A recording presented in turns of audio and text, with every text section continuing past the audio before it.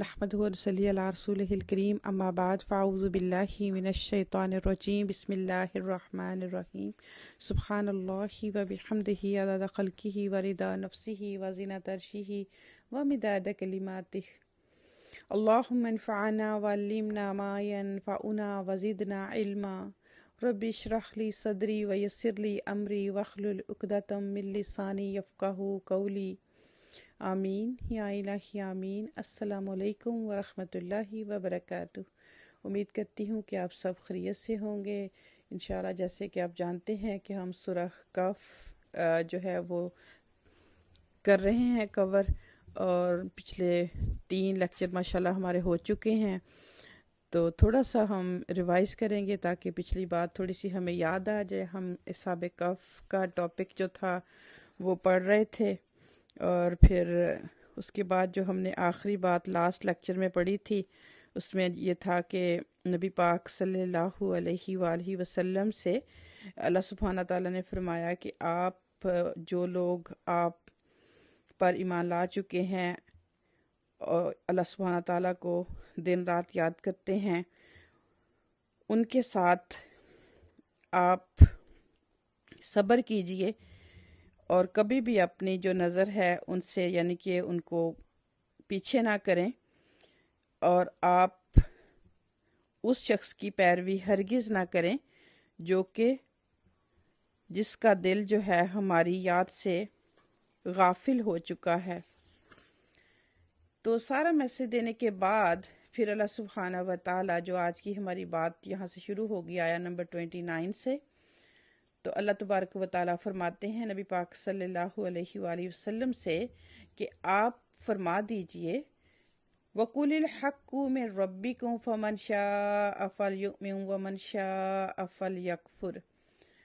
आप फरमा दीजिए हक तो मेरे रब तुम्हारे रब ही की तरफ से है, तो जो चाहता है वो ईमान ले आए और जो चाहता है वो इनकार कर दे। इन्ना आतदना लिज़ालिमीना नारन अहात बिहिम सुरादिकुहा।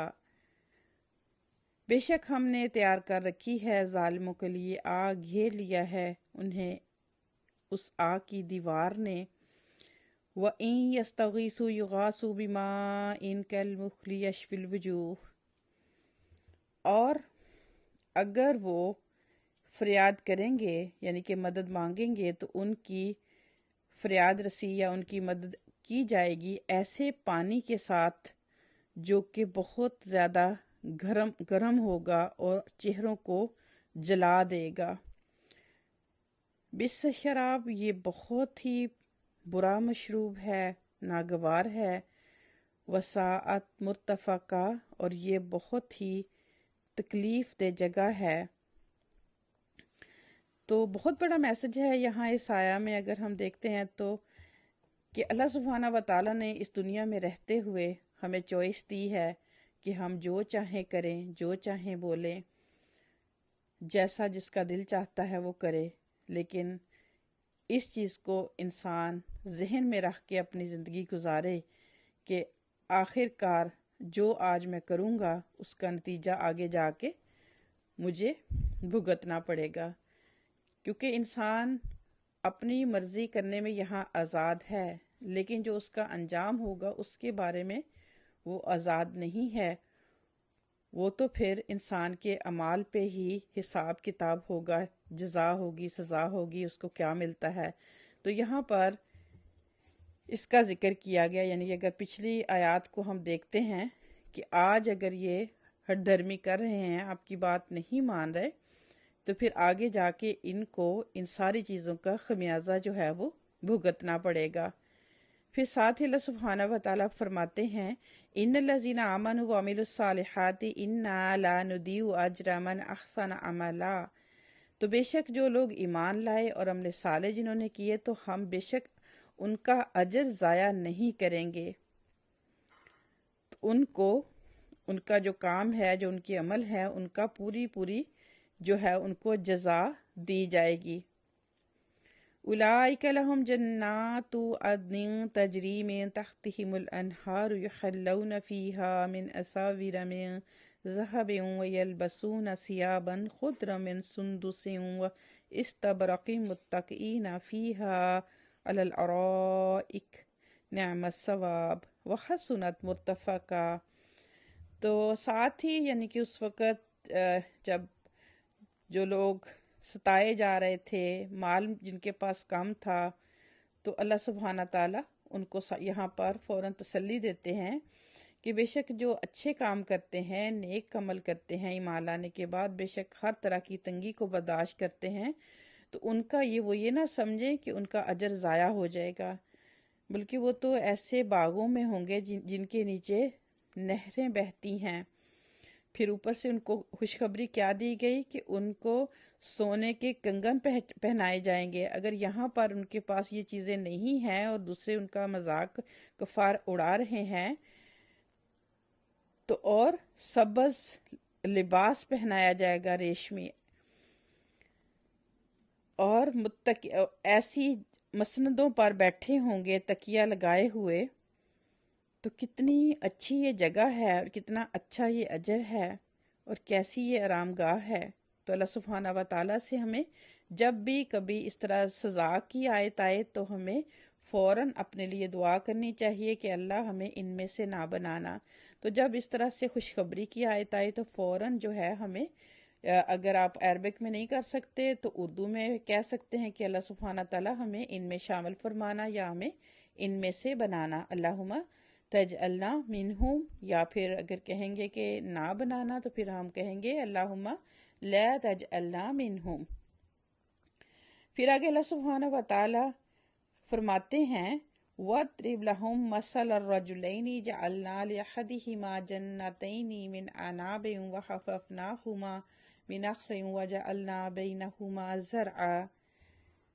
اور آپ مثال بیان کیجئے دو آدمیوں کی جن میں سے ایک کے لیے ہم نے دو باغ انگوروں کے بنائے اور ہم نے باڑ بنا دی ان دونوں کے ارد گرد کھجور کے درختوں کی، اور ان دونوں میں کے درمیان کھیتی بھی۔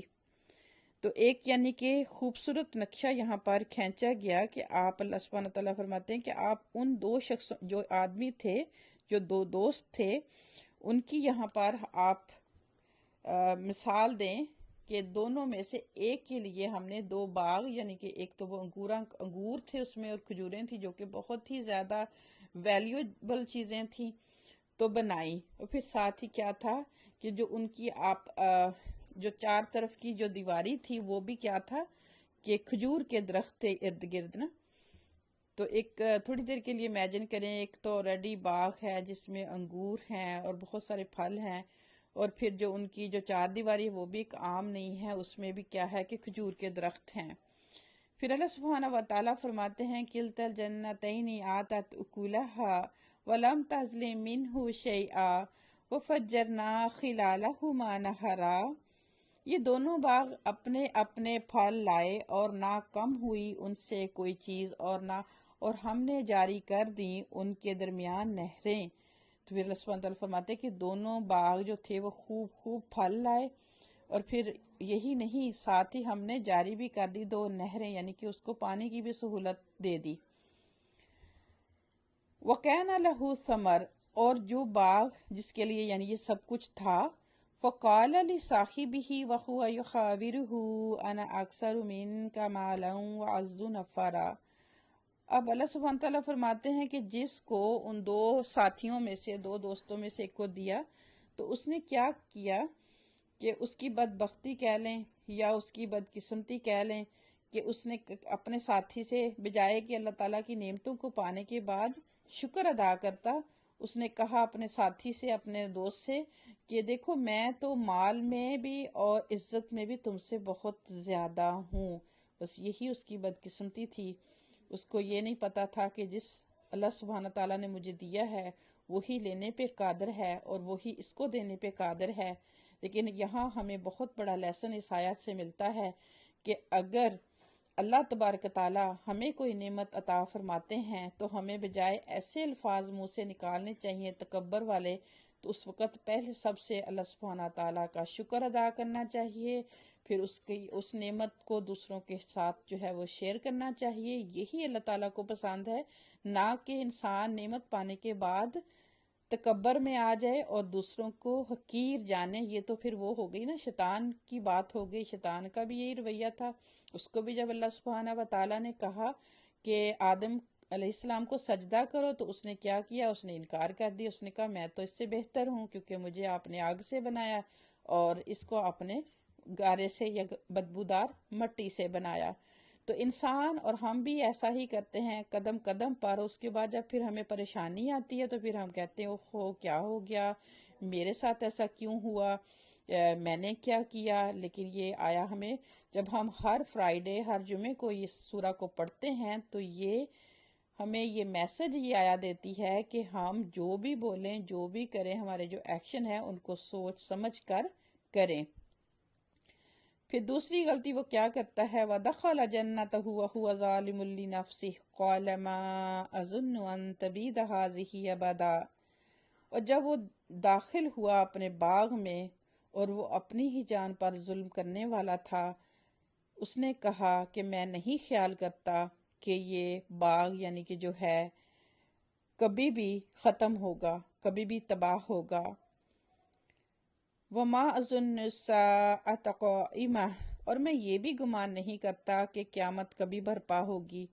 وَلَئِن رُدِدتُّ إِلَىٰ رَبِّي لَأَجِدَنَّ خَيْرًا مِّنْهَا مُنقَلَبًا، اور اگر ایسا ہوا بھی تو پھر میں اپنے رب کی طرف تو یقیناً، یعنی کہ اگر قیامت آ بھی گئی میں واپس گیا بھی تو پھر یہ ہے کہ میں یقیناً اس سے زیادہ اور اس سے بہتر جو ہے وہ پاؤں گا، یا بہتر پلٹنے والی جگہ مجھے ملے گی۔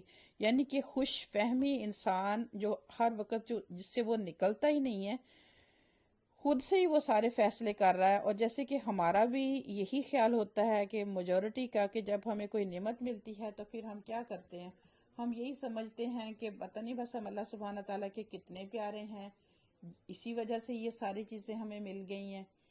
کبھی بھی یہ نہیں سوچتے کہ اللہ سبحانہ و تعالیٰ ہمیں دے کے بھی آزماتے ہیں اور لے کے بھی آزماتے ہیں۔ تو ان ساری باتوں سے ہمیں راہ عمل کی بات یہی ملتی ہے کہ کوئی بھی بات، کوئی بھی کام جب بھی ہم کریں تو سب سے پہلے اللہ کا شکر، اللہ تعالیٰ کا ڈر اور ایسا کلمہ منہ سے نکالنے سے پرہیز کرنی چاہیے جس کی پکڑ ہمیں نہ کہ صرف آخرت میں تو ہوگی لیکن اس دنیا میں بھی ہوگی۔ تو آج کی بات کو یعنی ماشاءاللہ یہاں پر جو کنٹینیو یہ دو دوستوں کا واقعہ چلے گا تو ٹائم کو دیکھتے ہوئے میں یہیں پہ سٹاپ کروں گی اور آگے پھر انشاءاللہ بات کنٹینیو یہیں سے کریں گے۔ امید کرتی ہوں کہ آپ ان ساری آیات پر غور و فکر کریں گے اور اپنی جو ہے وہ غور و فکر کے لیے اپنا محاسبہ کریں گے، اور جب بھی اس کو پڑھیں گے تو 1 منٹ کے لیے ضرور سوچیں گے کہ کہیں میرا کوئی کام، میرا کوئی ایسا ایکشن یا میری کوئی بات ایسی تو نہیں نکلتی منہ سے کہ مجھے اس طرح سے جو ہے وہ پکڑ آ جائے گی۔ تو اللہ تعالی ہم سب کو اپنی حفظ و مان میں رکھے، اپنا بہت خیال رکھیے گا۔ انشاءاللہ اگلے سٹیپ کے ساتھ، اگلی آیات کے ساتھ پھر حاضر ہو جاؤں گی۔ السلام علیکم ورحمۃ اللہ وبرکاتہ۔